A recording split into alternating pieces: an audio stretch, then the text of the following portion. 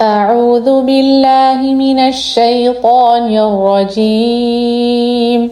بسم الله الرحمن الرحيم.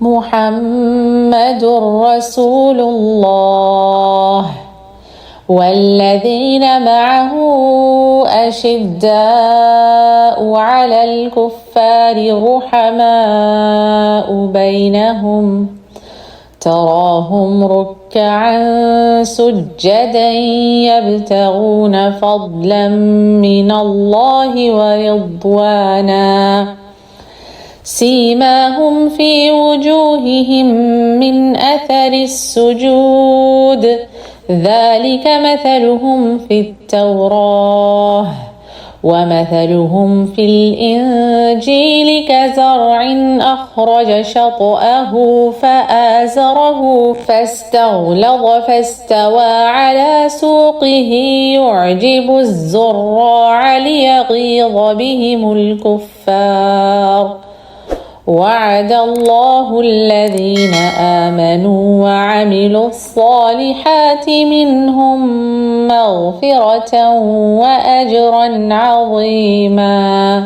شیطان الرجیم. بسم اللہ الرحمن الرحیم. رب اشرح لی صدری ویسر لی امری واحلل عقدۃ من لسانی یفقہوا قولی. ربنا زدنا علما اللہم فقہنا فی الدین. ربی یسر ولا تعسر وتمم بالخیر. عشرہ مبشرہ صحابہ کرام رضی اللہ تعالیٰ عنہم اجمعین کا جو سلسلہ ہم نے شروع کیا تھا، آج انشاءاللہ اس میں ہم حضرت ابو عبیدہ بن الجراح رضی اللہ تعالیٰ عنہ کے بارے میں پڑھیں گے، جن کو آپ صلی اللہ علیہ وسلم نے امین الامت کا خطاب دیا.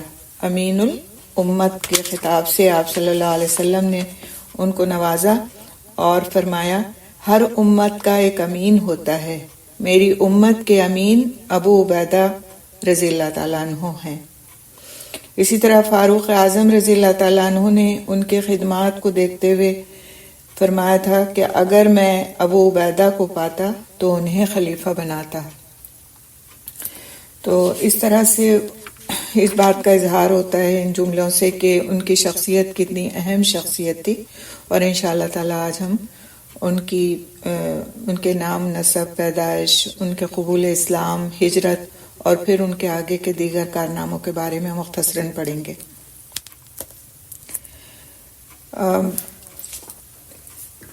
حضرت ابو عبیدہ کا اصل نام عامر اور باپ کا نام عبداللہ تھا، لیکن ان کی شہرت ان کی کنیت ابو عبیدہ کے نام سے ہوئی اور باپ کے نام کی جگہ ان کے دادا کا نام جراح کا نام کنیت کے ساتھ لگا. اس طرح وہ عامر بن عبداللہ کے بجائے ابو عبیدہ بن الجراح کہلائے. باپ کا نام شاید انہوں نے اس لیے ترک کر دیا تھا کہ وہ حالت کفر میں ان کے اپنے ہاتھوں سے قتل ہوا تھا، اور حضور اکرم صلی اللہ علیہ وسلم نے ان کو امین الامت کے لقب سے نوازا. ان کا تعلق قبیلہ فہر سے تھا جو قریش کی آخری شاخ تھی. فہر پر ان کا سلسلہ نسب حضور اکرم صلی اللہ علیہ وسلم سے مل جاتا ہے. ان کے والد تو بدر کی جنگ میں حالت کفر میں مارے گئے، لیکن والدہ امیمہ بنت غنم ایمان کی دولت سے بہرایاب ہوئی اور صحابیت کا شرف حاصل کیا. حضرت ابو عبیدہ رضی اللہ تعالیٰ عنہ بن الجراح ہجرت نبوی سے 40 سال پہلے پیدا ہوئے. مکے کے عام متوسط گھرانوں کے بچوں کی طرح پرورش اور تربیت ہوئی. فنون سپاہیگری میں مہارت حاصل کی اور تجارتی کاروبار شروع کیا. قبول اسلام سے پہلے ہی انہوں نے شراب نوشی، بت پرستی اور دوسرے برے اعمال سے ہمیشہ احتراز کیا، یعنی ان سے بچ کے رہے. ان کا قبول اسلام کا واقعہ ہم دیکھتے ہیں کہ ابو عبیدہ رضی اللہ تعالیٰ عنہ کا اٹھنا بیٹھنا حضرت صدیق اکبر رضی اللہ تعالیٰ عنہ کے ساتھ تھا. انہی کی ترغیب سے تقریباً 29 سال کی عمر میں وہ مشرف اسلام ہوئے، جبکہ ابھی رسول اکرم صلی اللہ علیہ وسلم نے دار ارقم کو مرکز دعوت نہیں بنایا تھا. ان کے اور حضرت عثمان بن مظعون، حضرت عبد الرحمن بن عوف، حضرت طلحہ، حضرت زبیر، حضرت سعد بن ابی وقاص رضی اللہ عنہم اجمعین کے قبول اسلام میں ایک آدھ دن کا فرق تھا۔ حضرت ابو عبیدہ 8ویں یا 9ویں مسلمان شمار ہوتے ہیں۔ اسلام لانے کے بعد دوسرے مٹھی بھر مسلمانوں کی طرح ابو عبیدہ کے لیے بھی آزمائش کا دور شروع ہوا۔ انہوں نے بڑے صبر و استقامت سے ہر قسم کی مشکلوں کو برداشت کیا۔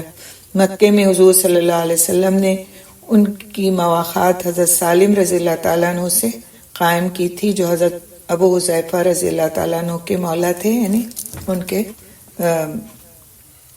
حضرت سالم جو تھے ان کے غلام تھے ابو حذیفہ کے۔ 5 نبی میں رسول اکرم صلی اللہ علیہ وسلم کی اجازت سے 11 مردوں اور 4 مسلمان خواتین نے حبشہ کی جانب ہجرت کی اور وہاں اطمینان سے زندگی گزارنے لگے۔ اس کے کچھ عرصے بعد مزید 83 یعنی 83 مردوں اور 20 خواتین نے ادھر کا رخ کیا، اور ان میں حضرت ابو عبیدہ رضی اللہ تعالیٰ عنہ بھی شامل تھے۔ یعنی جب حبشہ کی طرف دوسری ہجرت ہوئی تو اس میں حضرت ابو عبیدہ رضی اللہ تعالیٰ عنہ بھی شامل تھے۔ پھر جب مدینے کی طرف ہجرت کا حکم ملا تو وہ وہاں بھی چلے گئے، اور مدینے میں رسول اکرم صلی اللہ علیہ وسلم نے مہاجرین و انصار کے درمیان مواخات قائم کی، اور اس میں حضرت ابو عبیدہ کی مواخات کے متعلق مختلف روایات ہیں، تو اس لیے اس کو ہم یہاں پہ نہیں دیکھتے کیونکہ اس میں تھوڑا سا اختلاف ہے کہ کس کے ساتھ ان کی مواخات قائم کی گئی۔ مدنی زندگی کو اب ہم دیکھیں گے انشاءاللہ کہ کن غزوات میں انہوں نے شرکت کی، رسول اکرم صلی اللہ علیہ وسلم کے ساتھ ان کا کیا تعلق تھا، اور انہوں نے اس دور میں کتنی بہادری اور شجاعت کا مظاہرہ کیا۔ مدینے پہنچ کر حضرت ابو عبیدہ رضی اللہ تعالیٰ عنہ نے اپنی تمام توانائیاں خدمت رسول صلی اللہ علیہ وسلم اور خدمت اسلام کے لیے وقف کر دیں۔ وہ سابقون الاولون اور اکابر مہاجر صحابہ میں سے تھے۔ رسول اکرم صلی اللہ علیہ وسلم کے مشوروں میں شامل ہوتے تھے۔ بدر، احد، خندق، خیبر، بیت رضوان، فتح مکہ، حنین، طائف، تبوک، غرض یہ کہ تمام غزوات اور مشاہدات میں حضور صلی اللہ علیہ وسلم کے ہم رکاب رہے اور شجاعت و جانثاری کا مظاہرہ کیا۔ تو غزوہ بدر کے متعلق ہم تھوڑا سا پڑھیں گے کہ اس میں انہوں نے کیا کارنامہ انجام دیا تھا، کہ بعد میں پھر قرآن کی آیت و زمن میں نازل ہوئی۔ تو 2 ہجری کا زمانہ تھا، کفر و اسلام کا پہلا معرکہ میدان بدر میں ہو رہا تھا، اور کفار مکہ زبردست جنگی تیاری کر کے اسلام کو ہمیشہ کے لیے ختم کرنے کے عزم سے جوش کفر اور حمیت جاہلیت کے ساتھ لڑ رہے تھے۔ چشم فلک نے ایک عجیب بلکہ ناقابل یقین منظر دیکھا ہے کہ اگر باپ مسلمانوں کی طرف سے شمشیر ودست ہے تو بیٹا مشرکین کی حمایت میں تیر و تلوار چلا رہا ہے، بھانجا اسلام کے لیے جان فشانی سے لڑ رہا ہے، تو دوسری طرف ماموں لات و حبل کی سربلندی کا خواہاں ہے۔ اس کے مقابل ایک بھائی دوسرے بھائی کے مقابل ہے، دین حق کا علم بردار، اور دوسرا کفر و شرک کا حامی، باہمی زندگی اور موت کی کشمکش میں الجھے ہوئے ہیں۔ بیٹا دین حق کے لیے جذبہ شہادت سے سرشار، خوف جان سے بے نیاز ہو کر میدان میں اترا ہے، اور اس کے مقابلے میں اس کا باپ باطل کے فال و فر کی حفاظت کے لیے خم ٹھونک کر آیا ہے۔ اور یہ کون تھے؟ حضرت ابو عبیدہ بن الجراح اور ان کے باپ۔ ان کے بارے میں باپ کفر و شرک کی ساری غضبناکی کے ساتھ بیٹے پر پے در پے وار کیے جا رہا ہے، تاکہ دین آبائی سے منحرف ہونے والے بیٹے کو خاک و خون میں ملا دے۔ لیکن راہیں جدا ہو جانے اور قطع تعلقی کے باوجود بیٹے کے دل میں باپ کا لحاظ باقی ہے۔ وہ طرح دیا جا رہا ہے، باپ کے وار بچا رہا ہے، لیکن خود کوئی وار نہیں کرتا کہ شاید اب بھی باپ کو سمجھ آ جائے اور وہ باز آ جائے۔ کافی دیر تک وار بچاتے رہنے کے بعد جب انہیں یقین ہو جاتا ہے کہ باپ ان کی جان لینے پر تلا ہوا ہے اور دشمن کی فوج کے بڑے بڑے سردار اسے بڑھاوا دے رہے ہیں، تو اسے یہ اندیشہ لاحق ہوتا ہے کہ کہیں اس کی یہ فرزندانہ لیت العال اور صلہ رحمی کی کوشش اسلام کے لیے باعث نقصان نہ بن جائے۔ باپ کو پہلے تو بچاتے رہے، خود وار نہیں کیا، اپنے آپ کو بچاتے رہے ان کے وار کرنے سے، لیکن ان پر خود وار نہیں کیا۔ لیکن پھر ان کو یہ خیال آیا کہ وہ ایسا کر کے کہیں گناہگار نہ ہو جائیں کہ انہوں نے اپنے باپ کو رشتے کی بنیاد پر بچایا اور دین کو پریفرنس نہیں دی، کیونکہ یہ کفار اور مسلمانوں کی جنگ تھی اور وہ ایک کافر تھے۔ چنانچہ ان کی تلوار برق خرمن سوز کی طرح اچانک چمکی اور ایک ہی وار میں باپ کا نامبارک و ناپاک سر کٹ کر دور جا گرا۔ خاک و خون میں ملا ہوا ان کا سر اور ان کا جسم دیکھ کر ظاہر ہے ایک فطری طور سے ان کے اندر تکلیف کا جذبہ پیدا ہوا ان میں، لیکن پھر ایک نگاہ غلط انداز سے ان کو دیکھ کر وہ جہاد میں دوبارہ مصروف ہو گئے۔ اور پھر کیا ہوا کہ بدر کی جنگ میں مسلمانوں کی فتح ہوئی اور بہت سارے قیدی بھی ان کے ہاتھ آئے اور بہت سارے کفار کے بڑے بڑے جو لیڈرز تھے وہ مارے گئے۔ جب پیغمبر اسلام صلی اللہ علیہ وسلم بدر سے مدینہ واپس آئے تو وہی خداوندی نازل ہوئی اور یہ سورۃ مجادلہ کی 22ویں آیت ہے، جس میں ان لوگوں کی تعریف کی گئی جنہوں نے اپنے رشتے ناتوں کو ایک طرف رکھ کر کفر اور دین کی جنگ میں دین کو پریفرنس دی اور اپنے رشتوں کو پس پشت ڈال دیا۔ ارشاد باری تعالیٰ ہے سورۃ جاثیہ کی آیت نمبر 22، اعوذ باللہ من الشیطان الرجیم، لا تجد قوما یؤمنون باللہ والیوم الآخر یوادون من حاد اللہ ورسولہ ولو كانوا آباءهم او ابناءهم او اخوانهم او عشیرتهم اولئک كتب في قلوبهم الایمان وأیدهم بروح منه ويدخلهم جنات تجری من تحتها الانہار خالدین فیها رضی اللہ عنہم ورضوا عنہ اولئک حزب اللہ الا ان حزب اللہ هم المفلحون۔ ترجمہ، تم کبھی نہ پاؤ گے کہ جو لوگ اللہ اور آخرت پر ایمان رکھنے والے ہیں وہ ان لوگوں سے محبت کرتے ہوں جنہوں نے اللہ اور اس کے رسول کی مخالفت کی ہے، خواہ وہ ان کے باپ ہوں یا ان کے بیٹے یا ان کے بھائی یا ان کے اہل خاندان۔ یہ وہ لوگ ہیں جن کے دلوں میں اللہ نے ایمان ثبت کر دیا ہے اور اپنی طرف سے ایک روح عطا کر کے ان کو قوت بخشی ہے۔ وہ ان کو ایسی جنتوں میں داخل کرے گا جن کے نیچے نہریں بہتی ہوں گی، ان میں وہ ہمیشہ رہیں گے۔ اللہ ان سے راضی ہوا اور وہ اللہ سے راضی ہوئے۔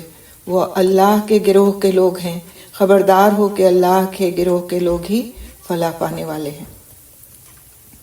تو حضور اکرم صلی اللہ علیہ وسلم کا روح اقدس خوشی سے چمک اٹھا۔ آپ صلی اللہ علیہ وسلم نے حضرت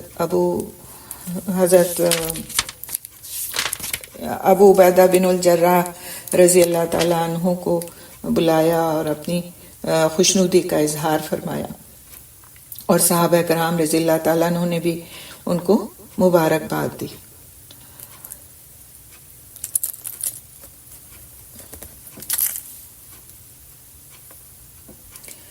اس کے بعد جنگ احد میں کس طرح سے انہوں نے داد شجاعت دی، اس کو دیکھیں گے ہم انشاءاللہ تعالی، اور یہ بہت ہی اہم واقعہ ہے جو ان کی زندگی کا ہے اور رسول اکرم صلی اللہ علیہ وسلم سے ان کی محبت کی مثال ہے۔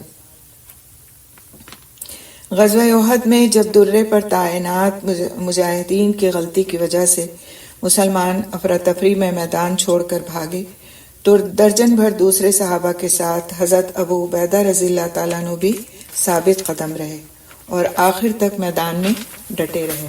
جب کفار کی یورش سے جناب رحمت للعالمین صلی اللہ علیہ وسلم زخمی ہو گئے اور زرہ کی 2 کڑیاں رخسار مبارک میں چبھ گئیں تو حضرت ابو عبیدہ رضی اللہ تعالیٰ عنہ دوڑ کر حضور صلی اللہ علیہ وسلم کی خدمت میں پہنچے اور اپنے دانتوں سے کھینچ کر کڑیاں نکالیں۔ اس کوشش میں ان کے سامنے کے 2 دانت ٹوٹ گئے، اس موقع پر حضور صلی اللہ علیہ وسلم نے انہیں جنت کی بشارت دی۔ بعد کی زندگی میں دوسرے کارناموں کے مقابلے میں وہ اس واقعے کو اپنے لیے سب سے زیادہ باعث افتخار اور وجہ نجات سمجھتے رہے۔ تو اسی طرح سے 8 ہجری میں حضور صلی اللہ علیہ وسلم نے 300 سے کچھ زائد مہاجرین اور انصار پر مشتمل ایک سریہ ابو عبیدہ رضی اللہ تعالیٰ عنہ کی قیادت میں مدینہ منورہ سے 5 روز کی منزل پر ساحلی علاقے کی طرف قبیلہ جوہینہ کی ایک شاخ کی سرکوبی نیز قریش کے قافلوں کی نقل و حرکت کی نگرانی کے لیے بھیجا۔ ابھی یہ کام ختم نہیں ہو پایا تھا کہ ان کی خوراک ختم ہو گئی جو ساتھ لے کے وہ چلے تھے، صرف کھجوروں کی ایک تھیلی رہ گئی۔ حضرت ابو عبیدہ رضی اللہ تعالیٰ عنہ نے راشن بندی کی اور ہر مجاہد کو صرف ایک کھجور روزانہ دی جانے لگی اور سبھی صبر و شکر سے اس پر گزارا کرتے رہے۔ اس کے بعد درختوں کے پتے کھانے کی نوبت آ گئی اور کئی دن یہ سلسلہ چلا اور حتیٰ کہ ان کے منہ میں چھالے پڑ گئے۔ 8 ہجری میں فتح مکہ کے اچھا اس کے بعد کا ایک اور واقعہ بہت اہم ہے، وہ ہم دیکھیں گے کہ یہ جو سریہ تھا اس کا اصل نام سریہ سیف البحر تھا۔ بعد میں اللہ سبحانہ تعالیٰ نے ایک بہت بڑی مچھلی سمندر کے ساحل پر اچھال دی اور یہ ایک بہت بڑی بیل مچھلی تھی جو کئی مہینے تک کے لیے کافی ثابت ہوئی۔ یہ واقعہ ابو عبیدہ اور ان کے بزرگ ساتھیوں کے صبر کی ایک مثال ہے کہ وہ کس طرح سے صبر کر کے حتیٰ کہ پیڑوں کے پتے کھانے پر مجبور ہو گئے تھے اور کس طرح سے تکلیف میں مبتلا ہو گئے تھے، تو اللہ سبحانہ تعالیٰ نے ان کے لیے سمندر سے ایک مچھلی اچھال کر خشکی پر پھینک دی۔ اور یہ اتنی بڑی مچھلی، ویل کا تو آپ کو اندازہ ہے کہ سب سے بڑی سمندری مخلوق وہی ہے، حتیٰ کہ جب اس کے جو آنکھوں کے جو حلقے تھے اس کے اندر وہ بتاتے ہیں کہ 10 لوگ بیٹھ کر کے اور آپس میں باتیں کیا کرتے تھے ان حلقوں میں جب وہ اس کی ہڈیاں رہ گئی، اور اس کی جو آرز تھی، یہ دانتوں کا جو جبڑے کا حصہ تھا، اس کی انہوں نے آرز کی شکل میں ان کو دونوں کو رکھا، دونوں طرف کے جبڑوں کے حصے کو، تو اس کے نیچے سے ایک پورا اونٹ میں اپنے سوار کے گزر جاتا تھا اور وہ اس کو ٹچ نہیں کرتا تھا، نہیں اتنا بڑا ہوتا تھا۔ تو اس مچھلی سے انہوں نے پھر عرصے دراز تک کھایا اور اس کو اپنی غذائی جو کمی تھی اس کو پورا کیا۔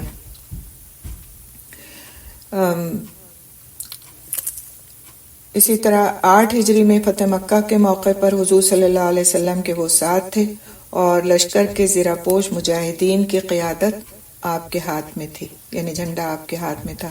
اس کے بعد غزوہ حنین اور غزوہ طائف میں بھی شجاعت اور جانثاری کا انہوں نے حق ادا کیا، اور ان جنگی خدمات کے علاوہ حضور اکرم صلی اللہ علیہ وسلم نے وقتاً فوقتاً بعد دوسری خدمات بھی ان کے سپرد کی اور انہوں نے احسن طریقے سے ان کو انجام دیا۔ 9 ہجری میں اہل نجران کی درخواست پر انہیں مذہبی تعلیم دینے، ان کے جھگڑوں مقدموں کا فیصلہ کرنے اور جزیہ وصول کرنے کے لیے بھیجا اور فرمایا کہ یہ میری امت کا امین ہے، یہ میری امت کا امین ہے، اور پھر اسی سے ان کا نام امین الامت پڑ گیا، یہ لقب ان کو دیا گیا۔ اور فرمایا آپ صلی اللہ علیہ وسلم نے، یہ میری امت کا امین ہے، اسے تمہارے ساتھ بھیجتا ہوں۔ تو آگے کے واقعات ہم دیکھتے ہیں۔ 10 ہجری میں حجۃ الوداع کے موقع پر حضرت صلی اللہ علیہ وسلم کی ہم رکابی میں حج کے لیے مکہ گئے، اور آپ صلی اللہ علیہ وسلم کی حیات دنیاوی کے آخری دم تک وہ ان کے پاس حاضر اور ان کے خدمت گزار رہے۔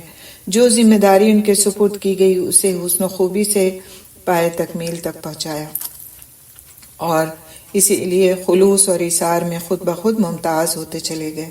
انہوں نے خود کبھی اپنے آپ کو نمایاں کرنے کی کوشش نہیں کی، بہت صابر اور اپنے آپ میں مگن رہنے والے پرخلوص صحابی تھے، اور آپ صلی اللہ علیہ وسلم آخری دم تک ان سے خوش رہے۔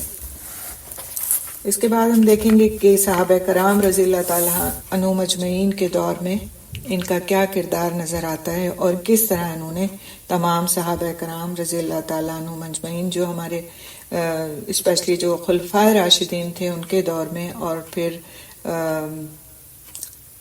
کس طرح انہوں نے نمایاں خدمات انجام دیں، کس طرح ان کا ساتھ دیا اور کس طرح اپنی شجاعت کے جوہر دکھائے، اور اسلامی فتوحات میں ان کا کتنا بڑا ہاتھ تھا، کیونکہ ایک بہت بہادر انسان تھے اور پرخلوص بھی تھے ساتھ ہی۔ حضرت ابو عبیدہ رضی اللہ تعالیٰ عنہ نے فتنہ ارتداد کو کچلنے میں حضرت ابو بکر رضی اللہ تعالیٰ عنہ سے بھرپور تعاون کیا۔ جیسا کہ ہم نے پہلے پڑھا ہے کہ حضرت ابو بکر رضی اللہ تعالیٰ عنہ کے زمانے میں کچھ لوگ مرتد ہو گئے تھے، کچھ نے نبوت کا دعویٰ کر دیا تھا، تو ان کو کچلنے کا کام جو سب سے زیادہ ہوا وہ حضرت ابو بکر رضی اللہ تعالیٰ عنہ کے زمانے میں ہوا، تو اس میں انہوں نے ان کا بہت ساتھ دیا، اور پھر اس کے بعد شام اور فلسطین کی مہمات میں سپہ سالار مقرر کیے گئے اور عظیم کارنامے انہوں نے انجام دیے۔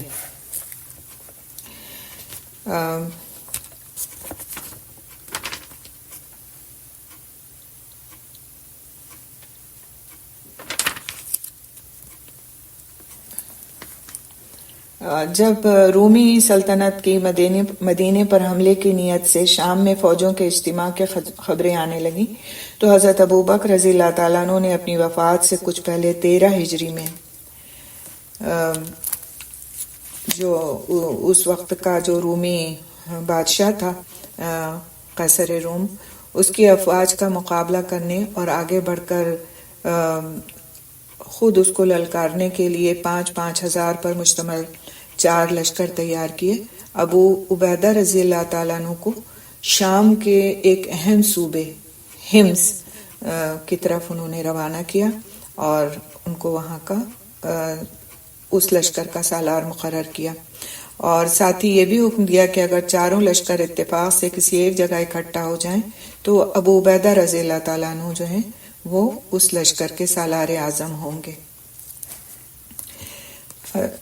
فوجی مجاہدین کی روانگی سے ایک دن پہلے حضرت ابو بکر رضی اللہ تعالیٰ عنہ نے حضرت ابو عبیدہ رضی اللہ تعالیٰ عنہ کو بلا کر چند مفید ہدایات دی، اور اپنے ماتحت جہاد پر جانے والے 1,000 بزرگ صحابہ، جن میں 100 بدری صحابی بھی تھے، ان سے حسن سلوک کی تاکید کی، اور پھر بعد میں خود حضرت ابو عبیدہ رضی اللہ تعالیٰ عنہ کے بارے میں ان خیالات کا اظہار فرمایا۔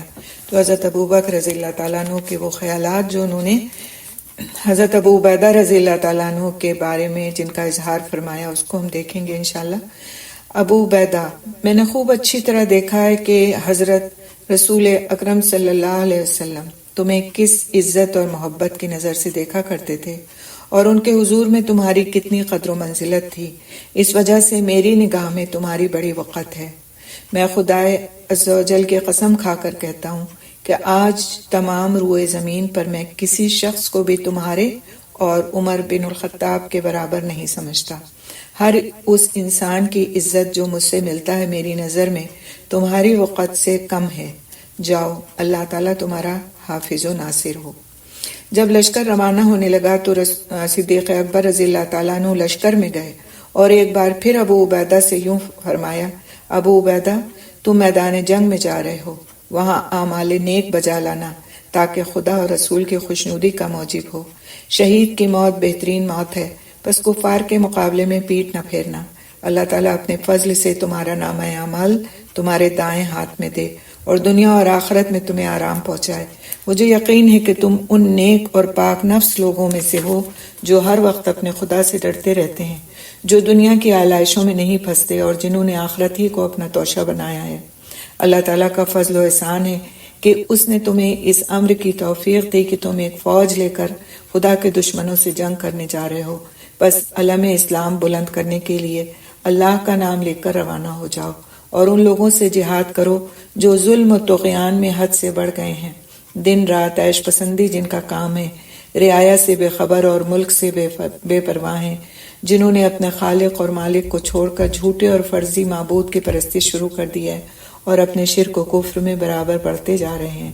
اللہ کا نام لے کر رخصت ہو، خدائے پاک و برتر ایسے سب لوگوں پر فتح عطا فرمائے اور تمہیں پوری پوری کامیابی بخشے۔ تو ابو عبیدہ اور ان کے لشکر نے جابیہ پہنچ کر اسے فتح کر کے اپنا مرکز بنایا اور دوسرے شامی علاقوں کے خلاف جہاد کا آغاز کیا۔ تو چاروں فوجوں میں سے ان کی فوج میں اصحاب رسول اور اہل مدینہ کی کثرت تھی، غالباً اس لیے کہ چاروں سپہ سالاروں میں وہ سب سے بلند مرتبہ صحابی تھے۔ راستے میں اثناء راہ میں حضرت ابو عبیدہ رضی اللہ تعالیٰ عنہ نے سب سے پہلے شام کا شہر مآب فتح کیا، اہل شہر کو جزیے کی ادائیگی پر امان دے دی اور وہاں سے چل کر جابیہ پہنچے، اور اس طرح سے انہوں نے وہ جابیہ کا قلعہ فتح کیا۔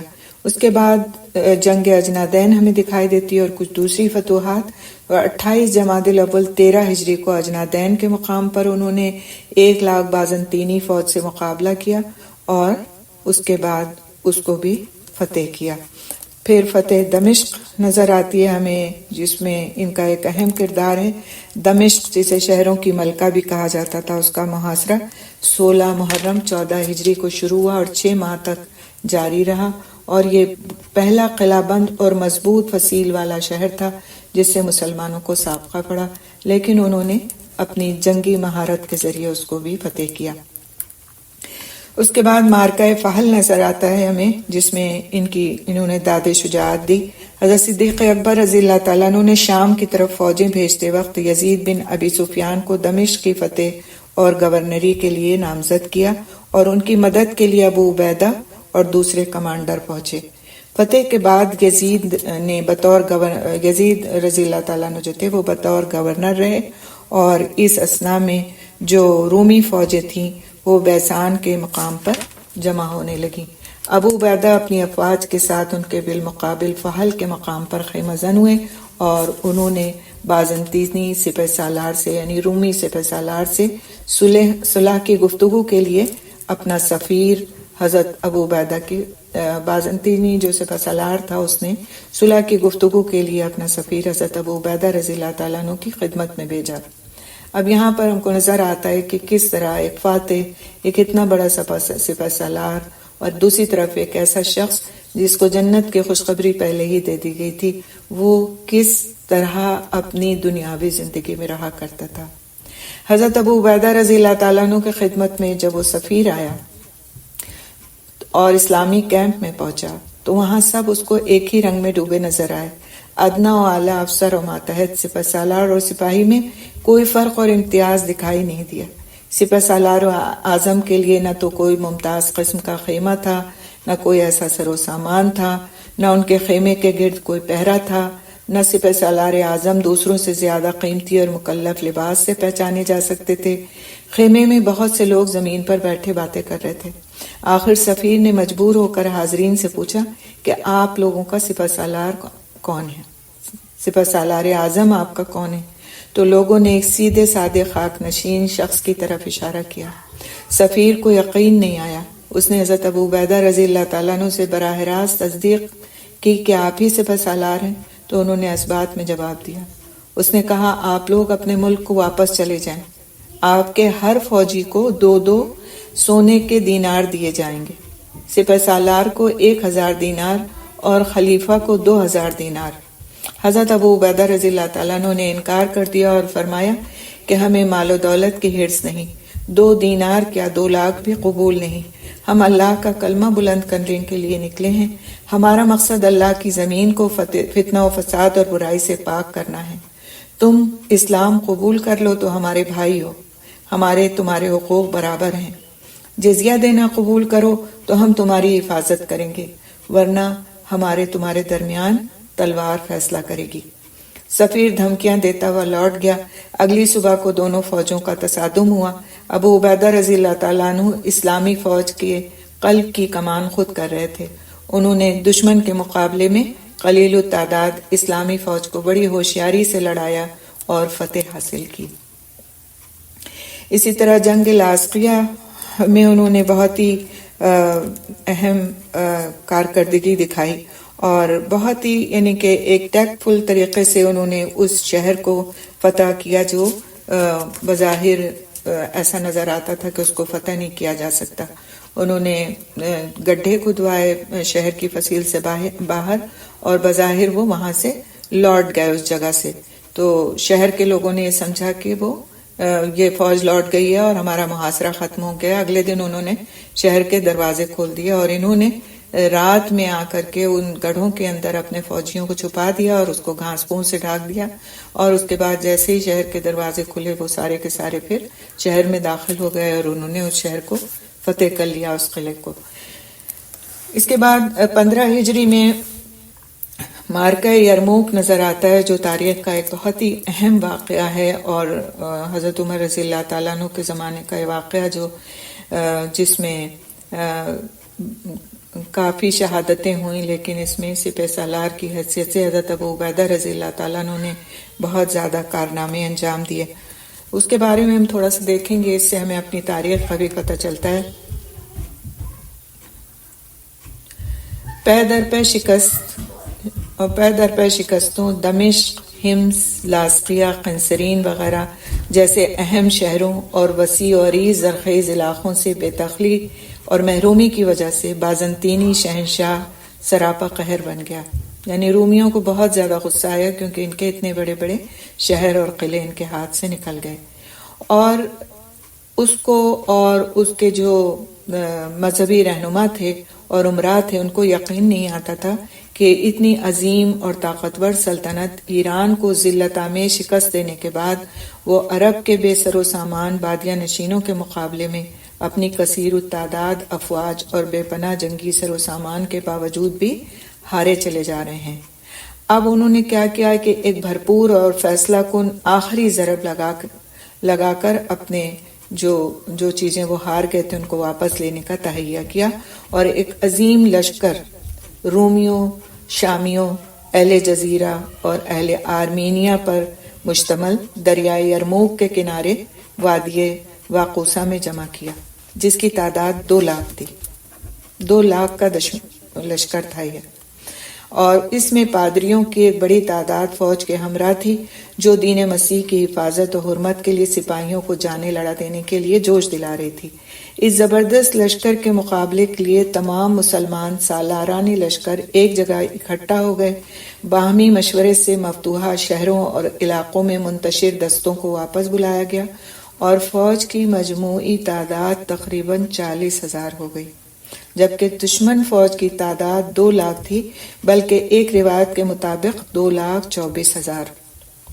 حضرت ابو عبیدہ رضی اللہ تعالیٰ عنہ نے فیصلہ کیا کہ چونکہ درپیش صورتحال میں مسلمان مفتوحہ آبادی کی حفاظت کرنے کے قابل نہیں ہوں گے، اس لیے وصول کردہ جزیہ اور خراج انہیں واپس کر دیا جائے۔ چنانچہ کئی لاکھ کی خطیر رقم حمص اور دوسرے شہروں کے باشندوں کو واپس کر دی گئی۔ اس انصاف پسندی سے عیسائی اور یہودی آبادی بہت متاثر ہوئی، چنانچہ وہ روتے تھے اور دعائیں مانگتے تھے کہ خدا پھر مسلمانوں کو واپس لائے اور ان کو بازنطینیوں سے محفوظ رکھے۔ دنیا کی تاریخ ابو عبیدہ کی اس دیانت اور حق پسندی کی مثال پیش کرنے سے قاصر ہے۔ یعنی کہ جزیہ ٹیکس کیوں لیا جاتا تھا؟ تاکہ وہ غیر مسلم جو اسلامی حکومت میں رہ رہے ہیں، اسلامی حکومت ان کی حفاظت کرے گی۔ لیکن اس وقت صورتحال یہ تھی کہ اتنے بڑے لشکر کے سامنے 40,000 کی فوج تھی، تو ان کو اس بات کا خدشہ ہوا کہ وہ ان لوگوں کی حفاظت نہیں کر سکیں گے جن سے انہوں نے جزیہ ٹیکس لیا ہے ان کی حفاظت کرنے کے لیے۔ تو انہوں نے ان کا وہ ٹیکس واپس کر دیا تاکہ ان کی حفاظت کی جو ذمہ داری ہے اس سے بری ذمہ ہو جائیں فی الوقت۔ تو ان کی یہ جو دیانتداری تھی اس سے اس وقت کی جو کرسچن کمیونٹی تھی وہ بہت متاثر ہوئی، اور انہوں نے دعائیں کی کہ مسلمان دوبارہ جیت جائیں اور پھر سے وہی امن و امان اور انصاف کی فضا قائم ہو جائے۔ تو یہ ان کی دیانتداری کی ایک مثال ہے جس کو واقعی ایک کہتے ہیں کہ ایک مثالی دیانتداری ہے، اور اس جیسی مثال نہیں ملتی۔ اور اس جنگ میں مسلمان عورتوں نے بھی بہت اہم کردار ادا کیا۔ وہ زخمیوں کو اٹھانے اور پانی پلانے اور مرہم پٹی کرنے کے علاوہ بازنطینیوں کے خلاف لڑیں بھی، اور ایک طرف سے جب مسلمان پیچھے ہونے لگتے تو وہ عورتیں خیموں کی چوبوں سے ان کا استعمال کرتی، یعنی خیموں جن لکڑیوں کے ساتھ بنائے جاتے تھے اس سے ان کا استقبال کرتی، ان کو واپس جنگ میں بھیجتی اور خود بھی دشمن کے خلاف ان سے لڑائی کرتی۔ تو اس طرح سے عورتوں نے بھی کافی اس میں حصہ لیا جنگ یرموک میں۔ جنگ کے آغاز سے پہلے رومی سپہ سالار نے صلح کی بات چیت کے لیے اپنا سفیر حضرت ابو عبیدہ رضی اللہ تعالیٰ عنہ کے پاس بھیجا۔ وہ نماز مغرب کے وقت پہنچا اور مسلمانوں کے ذوق و شوق سے عبادت کرنے اور خشوع و خضوع، نظم و ضبط اور مساوات کے مظاہرے سے وہ بہت زیادہ متاثر ہوا اور مسلمان ہو گیا۔ سبحان اللہ! آیا وہ کس نیت سے تھا؟ سفیر بات چیت کرنے کے لیے، صلح کی بات چیت کرنے کے لیے، لیکن وہ آخر میں جب اس نے ان کو نماز پڑھتے دیکھا، مغرب کی نماز، تو وہ اتنا متاثر ہوا کہ وہ مسلمان ہو گیا۔ حضرت ابو عبیدہ رضی اللہ تعالیٰ عنہ نے رومی سپہ سالار سے گفتگو کے لیے حضرت خالد رضی اللہ تعالیٰ عنہ کو بھیجا، مگر گفتگو بے نتیجہ رہی اور اگلے دن جنگ کی تیاری ہو گئی۔ فوجی صورتحال کو مد نظر رکھتے ہوئے حضرت خالد رضی اللہ تعالیٰ عنہ نے سالاران فوج کے سامنے تجویز پیش کی کہ بہتر یہ ہوگا کہ الگ الگ سالاروں کے زیر کمان لڑنے کے بجائے فوج کی ایک متحدہ کمان ہو اور ہر روز سالاروں میں سے باری باری ایک سپریم کمانڈر یا سپہ سالار اعظم ہو جس کے حکم اور اشارے پر پوری فوج عمل کرے۔ انہوں نے یہ تجویز بھی پیش کی کہ اگر سب متفق ہوں تو پہلے دن کی جنگ کے لیے انہیں سپہ سالار مان لیا جائے۔ ابو عبیدہ رضی اللہ تعالیٰ عنہ اور دوسرے سالار بھی اس پر رضامند ہو گئے۔ خالد رضی اللہ تعالیٰ عنہ نے اپنی جنگی بصیرت اور مہارت سے کام لے کر اپنی قلیل فوج کو بڑی عمدگی سے مرتب اور منظم کیا، اور خطیبوں، قاریوں اور مقرروں نے اپنے خطبوں، تقریروں، مناسب آیات قرآن کی تلاوت اور عزمی اعشار سے ہر فوجی میں اتنا جوش جہاد اور شوق شہادت پیدا کر دیا کہ پھر وہ میدان مسلمانوں کے ہاتھ رہا۔ جو سبحان اللہ ہم دیکھتے ہیں کہ کس طرح سے انہوں نے، اب آپ اس واقعے کو اگر دیکھیں کہ انہوں نے حضرت خالد رضی اللہ تعالیٰ عنہ جو بھی ایک زبردست جنرل تھے اور بہت جس کو کہتے ہیں مشہور سپہ سالار تھے، ان کے مشورے کو مانا۔ یہ نہیں کہا کہ میں یہاں کا گورنر ہوں یا میں سپہ سالار اعظم ہوں تو بس تمہاری بات کی کوئی اہمیت نہیں۔ ان کے ساتھی نے اگر ان کو ایک اچھا مشورہ دیا تو انہوں نے اس مشورے کا احترام کیا۔ مصالحت کی گفتگو کی ناکامی کے بعد جنگ شروع ہوئی۔ ہولناک، شدید اور خوفناک جنگ مسلمانوں کے خلاف بازنطینیوں کی یہ آخری بھرپور جنگی مزاحمت تھی۔ وہ بڑی بے جگری اور بہت ہی ہمت کے ساتھ لڑے، لیکن مسلمانوں کے جوش جہاد کا مقابلہ ان کے بس کی بات نہیں تھی، اور پھر آخرکار مسلمانوں کو عظیم الشان اور فیصلہ کن فتح حاصل ہوئی۔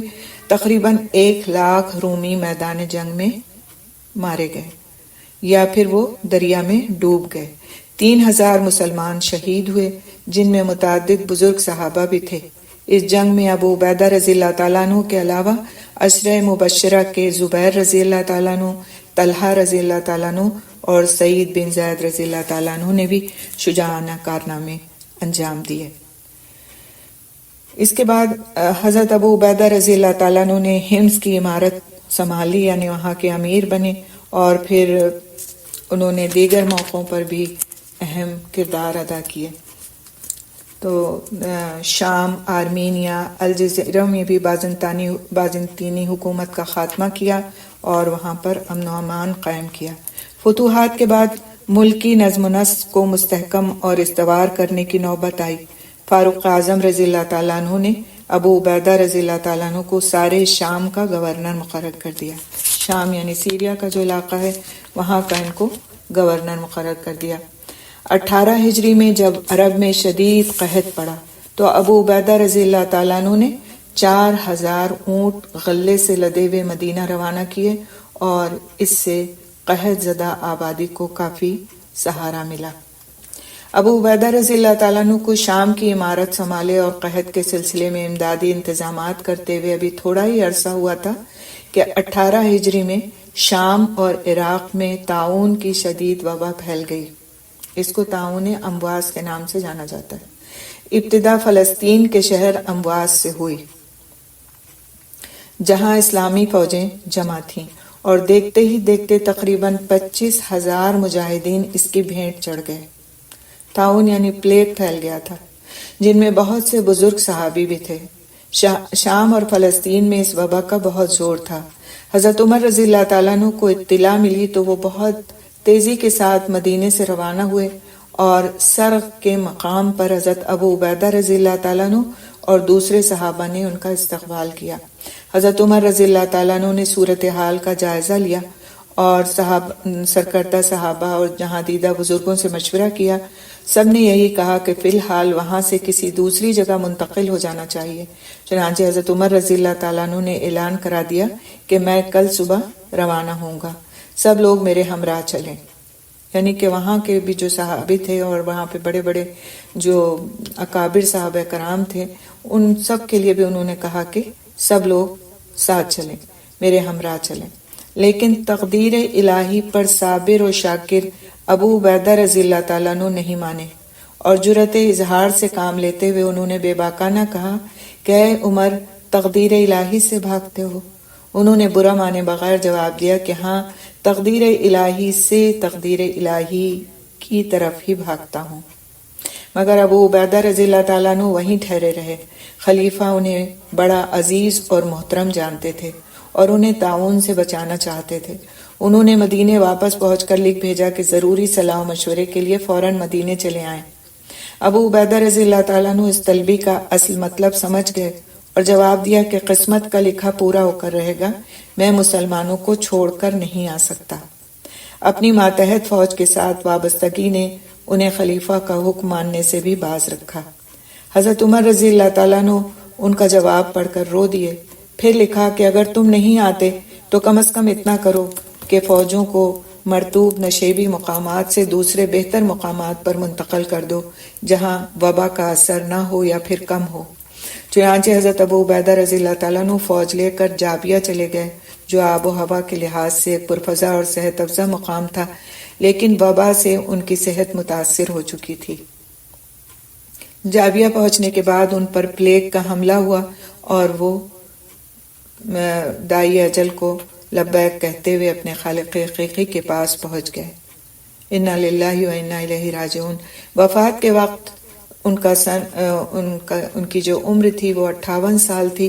وفات سے پہلے حضرت معاذ رضی اللہ تعالیٰ عنہ بن جبل انصاری کو انہوں نے اپنا قائم مقام مقرر کیا۔ انہوں نے ہی ان کی نماز جنازہ پڑھائی اور تجہیز و تکفین کی اور ایک خوبصورت اور دلدوز تقریر بھی کی۔ اس کے علاوہ تھوڑا سا ہم ان کے مناقب کے بارے میں، ان کی سیرت کے بارے میں انشاءاللہ تعالیٰ کچھ چیزیں ہم نے دیکھی ہیں بھی اور کچھ اور مزید دیکھیں گے۔ شام کے فاتح اور بازنطینیوں کی قوت پر ضرب کاری لگانے والے حضرت ابو عبیدہ رضی اللہ تعالیٰ عنہ بن الجراح کی شخصیت تاریخ اسلام کے علاوہ تاریخ عالم میں بھی نمایاں نظر آتی ہے۔ اس میں ایک عجیب شان دلربائی ہے۔ غیروں نے اور اپنوں نے بھی کہیں کہیں اسلام کی ابتدائی تاریخ کے بعد دوسرے بڑے جنرلوں، فاتحوں اور ابو عبیدہ رضی اللہ تعالیٰ عنہ کے ہم عصروں پر نکتہ چینی کی ہے، لیکن ابو عبیدہ رضی اللہ تعالیٰ عنہ کی شخصیت اور کردار پر کوئی انگلی نہیں اٹھا سکا۔ ان کا کردار ہر لحاظ سے ایک مثالی مومن کا قابل تعریف کردار ہے۔ محاسن اخلاق کے لحاظ سے اصحاب رسول صلی اللہ علیہ وسلم کی صفوں میں ان کا مرتبہ بہت بلند اور بہت آگے ہے۔ رسول اکرم صلی اللہ علیہ وسلم نے بذات خود انہیں امین الامت کہہ کر ان کا مقام بلند فرمایا۔ ان میں اخلاقی بلندی اور دلکشی، عظمت کردار، تقوی، پاکیزگی، سادگی، حق پرستی، انصاف پروری، رحم دلی، مساوات اور انکساری جیسی خوبیوں کا ایک جس کو کہتے ہیں مجموعہ تھا، جمع تھیں یہ ساری چیزیں ان میں۔ اور اس طرح سے انہوں نے اپنی بلند کرداری کا لوہا دشمنوں سے بھی منوا لیا اور ان کے دل موہ لیے۔ جب جنگی مصلحت کے تحت انہیں حمص اور بعض دوسرے شہروں اور علاقے خالی کرنے پڑے تو انہوں نے جو ٹیکس وصول کیے تھے وہاں کے باشندوں کو جوں کہ توں واپس کر دیے، جیسا کہ ابھی ہم نے پڑھا، اور اس پر وہ لوگ رو رو کر ان کی فتح مندانہ واپسی کی دعائیں مانگتے تھے۔ دنیا میں کسی غیر مسلم جنرل نے ایسا کردار پیش نہیں کیا، بلکہ ایسے نازک موقع پر تو مزید لوٹ کھسوٹ کا معاملہ کیا گیا اور مفتوحین کی عزت و آبرو بھی ان سے محفوظ نہیں رہی، لیکن ابو عبیدہ کا اپنے ساتھیوں اور ماتحتوں سے سلوک مساویانہ اور برادرانہ تھا۔ محبت اور خلوص ان کا شعار تھا۔ ان کے زیر کمان مجاہدین ان سے آزادی سے بات کرتے تھے اور کبھی کسی نے حکم عدولی نہ کی۔ بازنطینی سفیروں نے انہیں معمولی لباس میں عام مجاہدین کے ساتھ اس طرح فرش خاک پر بیٹھا دیکھا کہ انہیں پوچھنا پڑا کہ تمہارا سردار کون ہے۔ تو سبحان اللہ، یہ ان کے کردار کی خوبیاں ہیں اور مزید ہم دیکھیں گے انشاءاللہ۔ مشہور صحابی حضرت معاذ بن جبل انصاری رضی اللہ تعالیٰ عنہ نے حضرت ابو عبیدہ رضی اللہ تعالیٰ عنہ کی وفات پر اہل لشکر کے سامنے ایک بڑی مؤثر اور درد انگیز تقریر کی۔ اس کو ہم دیکھیں گے، جس میں انہوں نے معاذ بن جبل رضی اللہ تعالیٰ عنہ کو وہاں کا گورنر اپائنٹ کیا تھا جہاں پر یہ خود تھے اپنے موت سے پہلے، اور پھر انہوں نے جو تقریر کی ان کے بارے میں وہ ایک بہت اہم تقریر ہے۔ ابو عبیدہ رضی اللہ تعالیٰ عنہ، آپ پر خدا کی رحمت ہو۔ آپ بلا شبہ ان لوگوں میں سے تھے جو زمین پر نہایت فروتنی اور انکسار سے چلتے ہیں، خدا کو بکثرت یاد کرتے ہیں اور اس کے لیے راتوں کو نمازوں میں کھڑے رہتے ہیں۔ آپ نے اپنی ساری عمر نہایت اعتدال اور میانہ روی کے ساتھ گزاری۔ آپ یتیموں کے نگران اور مسکینوں پر رحیم تھے، متکبر اور مغرور لوگوں سے علیحدہ رہتے تھے اور عوام سے محبت اور نرمی سے پیش آتے تھے۔ پھر جب نماز جنازہ پڑھانے لگے حضرت معاذ بن جبل تو انہوں نے مجمع سے خطاب کرتے ہوئے فرمایا، مسلمانوں، آج تم سے ایک ایسا شخص جدا ہو گیا جس کی مانند میں نے کوئی اور شخص نہیں دیکھا۔ وہ تم سب سے زیادہ نمود و نمائش سے بری تھے، سادگی اور قناعت ان کا زیور تھا۔ وہ مسلمانوں کے انتہائی خیر خواہ تھے، وہ خلق اللہ سے بڑی شفقت سے پیش آتے تھے۔ پس تم ان کے لیے زیادہ سے زیادہ رحمت کی دعا مانگو، آئندہ کوئی شخص ان کی مانند تمہارا امیر اور سپہ سالار نہیں ہوگا۔ تو یہ وہ خوبیاں جو حضرت عمر رضی اللہ تعالیٰ عنہ کو بھی دل و جان سے پسند تھیں، اور اس لیے وہ ابو عبیدہ رضی اللہ تعالیٰ عنہ کو اپنا بھائی کہتے تھے، اور ان کی وفات پر بہت روئے، اور اپنی وفات کے وقت حسرت سے کہا انہوں نے، حضرت عمر رضی اللہ تعالیٰ عنہ نے، کہ اگر آج ابو عبیدہ زندہ ہوتے تو میں انہیں بے فکر ہو کر خلیفہ نامزد کر دیتا۔ ان کی زندگی میں ہی ان کی وفات ہو گئی تھی نا، تو ان کے لیے حضرت عمر رضی اللہ تعالیٰ عنہ کہتے تھے کہ اگر وہ زندہ ہوتے تو میں انہیں بے فکر ہو کر خلیفہ نامزد کر دیتا۔ حضرت ابو عبیدہ رضی اللہ تعالیٰ عنہ کے صحیفہ اخلاق میں خدا ترسی، اتباع سنت، تقوی، زہد، تواضع، مساوات اور ترحم کے ابواب نہایت روشن ہیں۔ تو اس کے علاوہ کچھ اور چیزیں بھی ہم دیکھتے ہیں انشاءاللہ تعالی ان کی سیرت کی، اور اس سے بھی ہمیں یہ بات سمجھ آئے گی کہ یہ کتنے زیادہ ان کے اندر ایک طرح سے بالکل اپنے آپ کو کچھ نہ سمجھنے والا جو ایک کردار ہوتا ہے وہ ہمیں نظر آتا ہے کہ کرنا سب کچھ ہے، چاہنا کچھ نہیں، اپنے لیے نہ کوئی عہدہ، نہ سلطنت، نہ عمارت، کچھ بھی نہیں، اور کس قدر شجاعت اور کس قدر دین کے ساتھ محبت اور تعلق کا ان کے اندر جذبہ تھا۔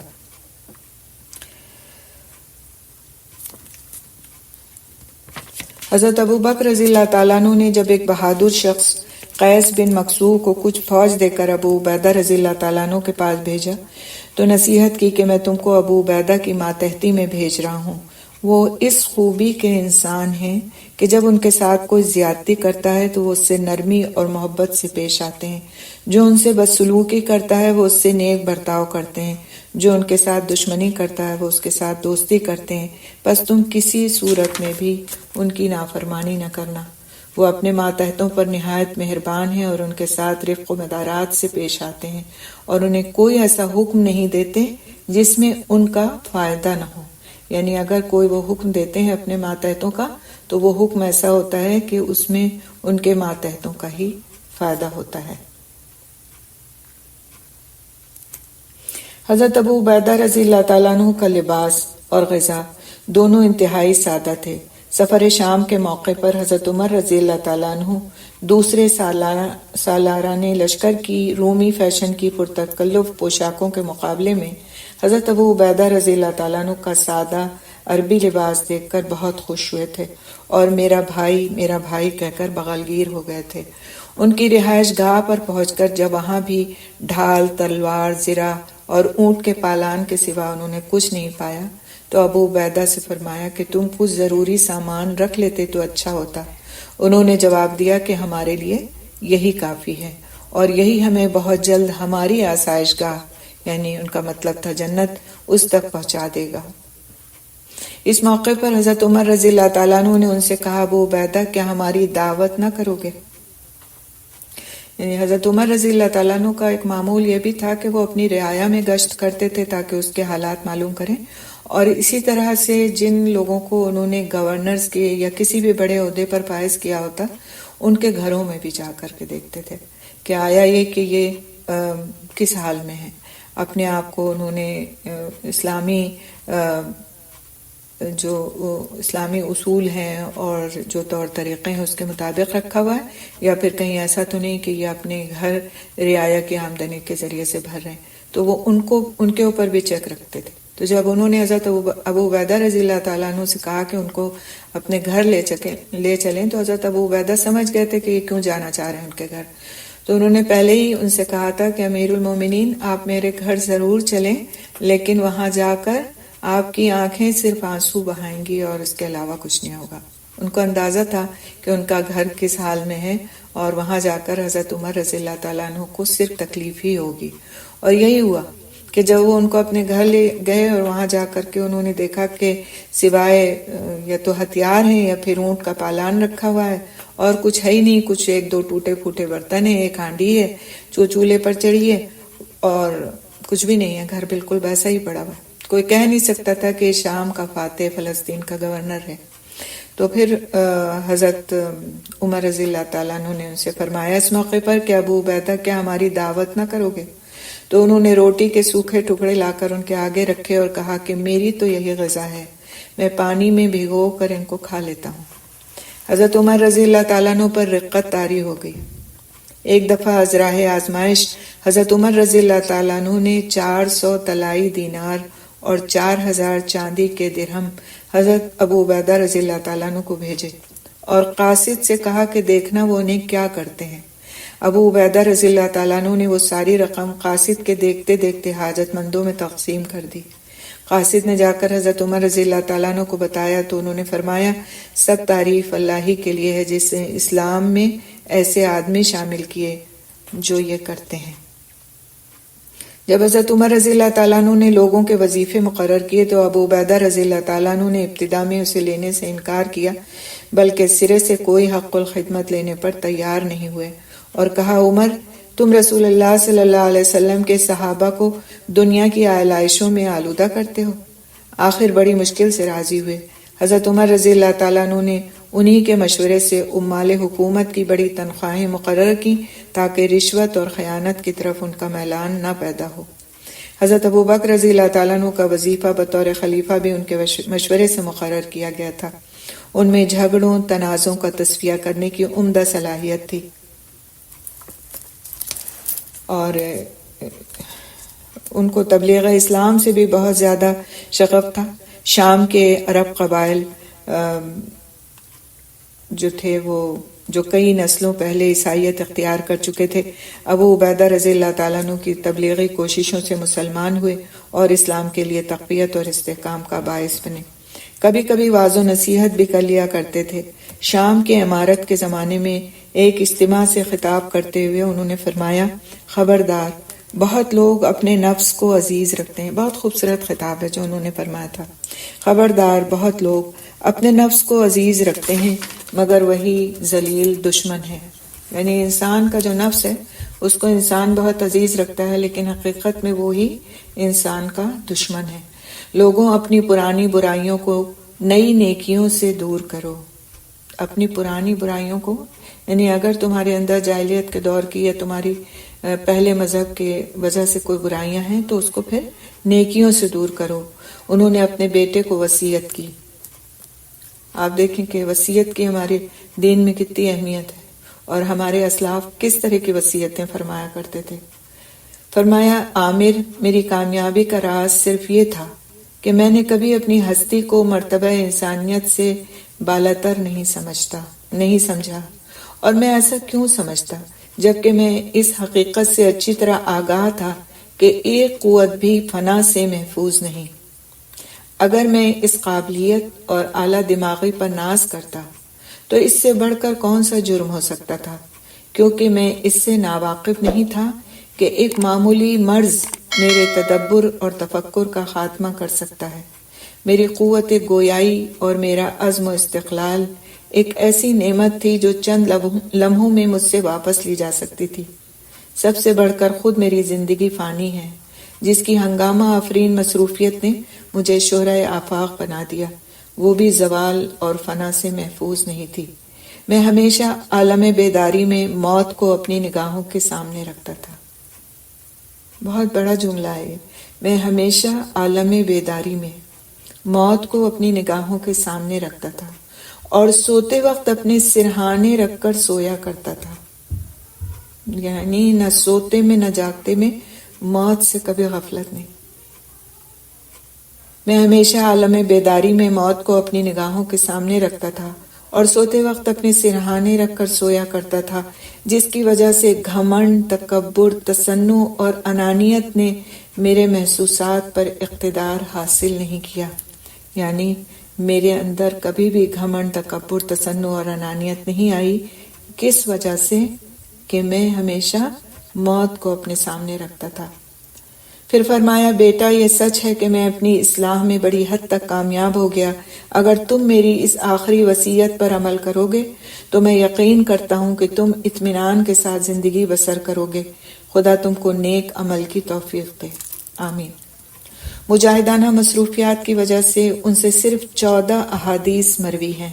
حضرت جابر رضی اللہ تعالیٰ عنہ بن عبداللہ، حضرت ابو امامہ باہلی، حضرت سمرہ بن جندب وغیرہ بزرگ صحابہ نے ان سے روایت حدیث کی ہے۔ تو یہ ہم نے ایک مختصر سا خاکہ پڑھا حضرت ابو عبیدہ بن الجراح کا۔